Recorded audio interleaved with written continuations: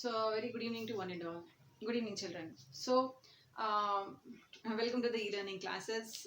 And today we are going to discuss about intermediate secondary economics. Intermediate secondary economics, sixth chapter, industrial development, industrial sector. And from that one, our topic, children, already in the previous class, I started industrial policy resolution. And the previous class we discussed about Industrial Policy Resolution 1948. Now we are going to start, children, Industrial Policy Resolution 1956. 1956. Okay, children. So let us start, children. So 1948, when the resolution was passed, children. So what happened with this one? What happened? Some significant changes took place, children, in the economic and the political sphere. Then December 1954, our Indian Parliament adopted socialistic pattern of society. Our Parliament adopted socialistic pattern of society, where the more importance were given to the public sector and to save these industries, number of industries from the concentration or from the clutches of the private people. And in this aspect, children, this new industrial policy resolution was framed on 30th of April 1956. 30th of April 1956, this industrial policy resolution was framed. What are the features? Children, this is also a very important question for you. What are the features of industrial policy resolution of 1956? So these are the features, children. Classification of industries. That means first feature only, where the industries are classified. Classification of industries, assistance to private sector, expanded role of cottage and small scale industries, balanced industrial growth, role of foreign capital, development of managerial and technical cadre, and the last one, incentive to labor. So now that means today this is our topic of discussion. So let us start with the first, classification of industries. So under this classification of industries, there are three types are there: Schedule A, Schedule B, and Schedule C. In the Schedule A, total 17 industries were taken. Schedule B, 12 industries were taken, and the leftover industries were given to the private industries. So what are those industries? Let us discuss. In the Schedule A, 17 industries, children, were mentioned in the classification of industry.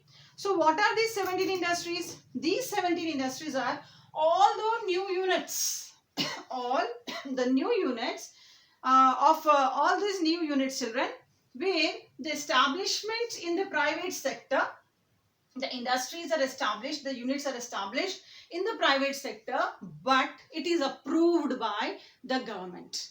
That means government has to approve those industries. That means private is not free to do anything in that industry, because government is everything to approve it or to reject it. If they private people, they do anything against the rules and regulations, that industry's license will be cancelled. So that is Schedule A.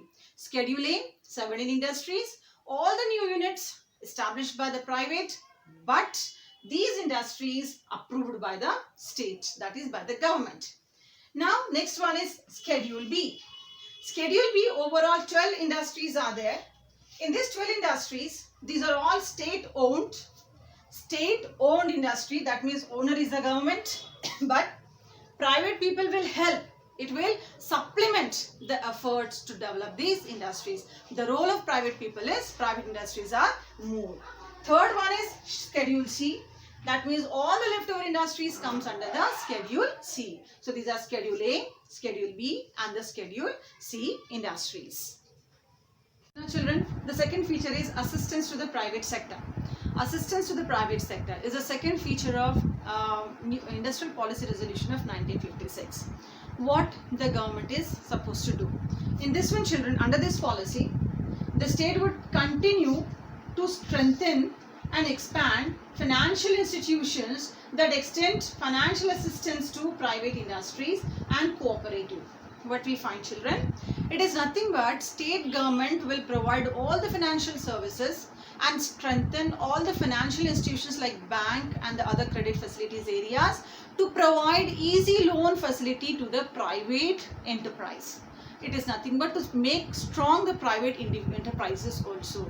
So government is providing all the financial assistance, and not only this, government strengthen the financial assistance to provide easy loans to private entrepreneurs. That is the meaning.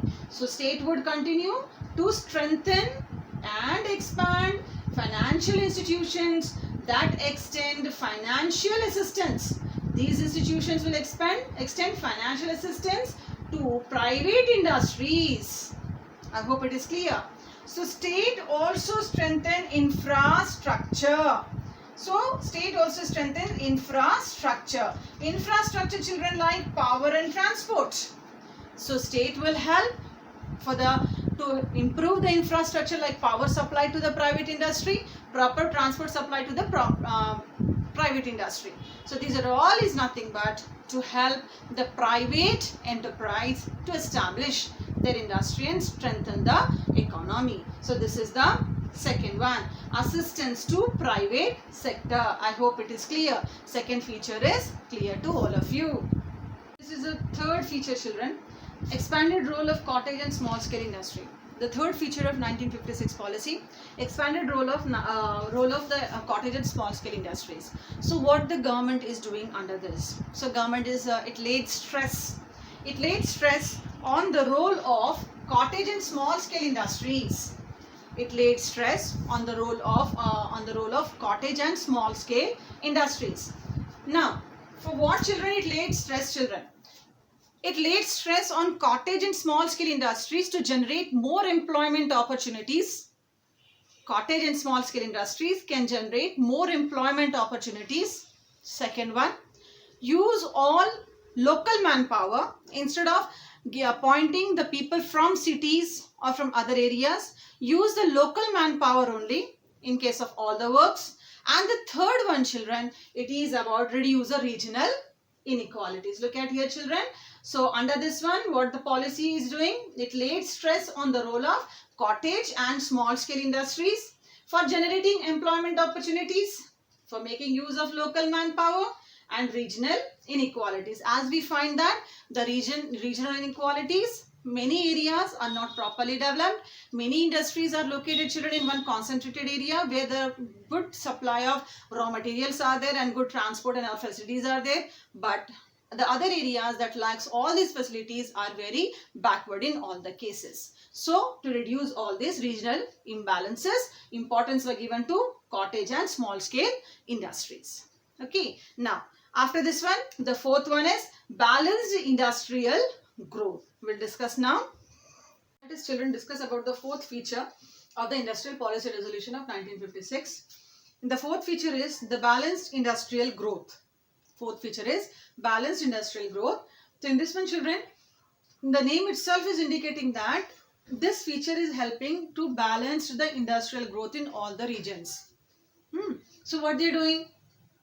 To reduce the regional disparities, the facilities for development will be made available to industrially backward areas.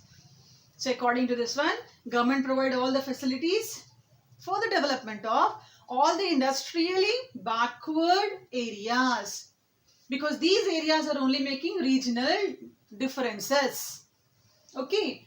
Then set up public sector industries in backward areas. Suppose in backward areas, definitely, children, private people, they won't invest for establishment of industries because they won't get any profit. So it is a duty of the government to set up the public sector, government industries in the backward sector.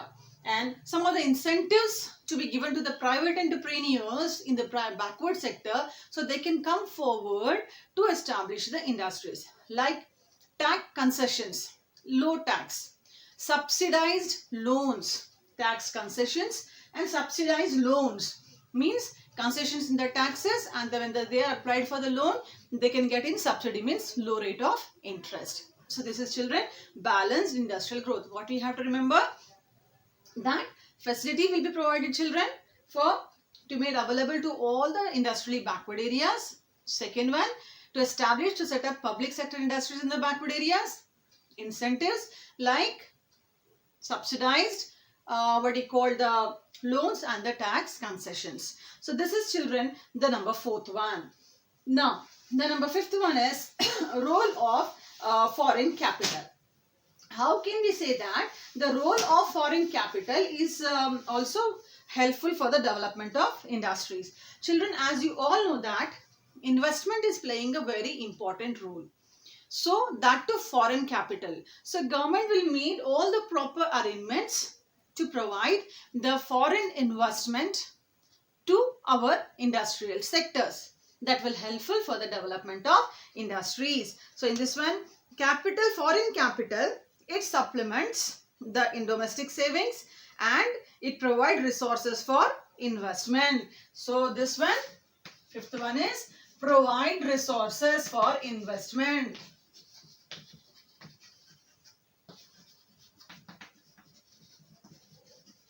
So government encourage the foreign capital. Next one, development of managerial and technical cadres. Children, the main reason behind the backwardness of industries is, you can say that the lack of experts, technical experts, lack of good managerial, competitive managers, workers, skilled people in the country, in the industries.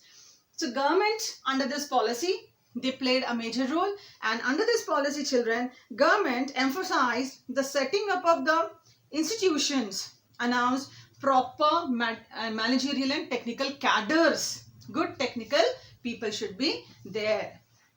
Okay, so now the last one. So good managers. Okay, managerial and technical cadre to be provided. Okay, to be provided. So this is, children, the last, the development of managerial. Now, incentives to labor. Children, it is very clear that role of a labor is very important. Role of labor is important as a partner of development, partner of industry. Without labor, we cannot think, children, of labor. So the proper incentives to be given to the labor. How the incentives to be given, children? The incentives like improvement in the working conditions, improvement in the service conditions. Beside all those, what you call time to time, whatever the labors they are in, what you call, they are the benefiters for all the profit. They can also get, children, whenever the company earn profit, labor also can get the what you call the share of that profit. So in this way, when the company they start feeling that labor as a partner for the development, definitely they'll provide all the incentives, because happy labor is a very boon for industrial development, children. If labor is not happy with the work, time to time disputes occur, children, in the industry between the what do you call, entrepreneurs and the laborers, lockouts and strikes, this type of problem occur. So to avoid all this problem, proper incentives to be given to the labor. So children, this is the Industrial Policy Resolution 1956. By this, I think you understood that why this policy is very important. So in this policy, we discussed nearly 7 features, 7 subheadings, children. So hope it is clear. But your work is left over. Compulsory, children, open your textbook and read this part again and again. Read it. Then refer the material. Okay. And if you are in need of any sources, search for the other sources also. So it's the time to take leave, children. And very soon I'll come with the next class, that is Industrial Policy Resolution of 1991, a very, very, very important question for 10 marks. Since many years this question is coming, children, in the board examination. Okay, so we'll discuss that question. We'll discuss the topic in the next class. Thank you. Thank you, one and all. Thank you, children.